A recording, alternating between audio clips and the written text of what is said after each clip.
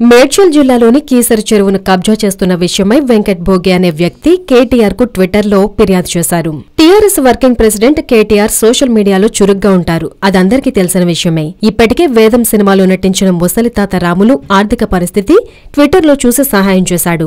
హైదరాబాద్ రోడ్లపై ఒక యువకుడు ట్వీట్ చేస్తే వెంటనే స్పందించారు.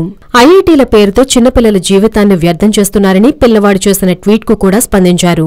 ఎవరైనా సామాన్యులు తమ సమస్యలను ప్రస్తావిస్తే వెంటనే చర్యలు తీసుకోవాలని సంబంధిత అధికారులను ఆదేశిస్తూ ఉంటారు. ఎవరో ఓ వ్యక్తి ట్రక్కులతో చెరువులోకి మట్టి తోలిస్తూ ఆక్రమించుకునే ప్రయత్నం చేస్తున్నారని ఆరోపించారు. ఈ రోజు ఉదయం ట్విట్టర్లో వెంకట్ స్పందిస్తూ, అయ్యా మా గోడు వినిపించదా మీకు? మేమేం చేయం, మీడియాలో పేపర్లో రాయిస్తామంతే అని అనుకోవాలా చెప్పండి? ఇవాళ ఎవడో వచ్చి ప్రభుత్వం నాకు చెరువులో 2 ఎకరాలు ఇచ్చింది అంటూ పెద్ద పెద్ద లారీల్లో మట్టి తెచ్చి చెరువు పూడుస్తున్నాడు.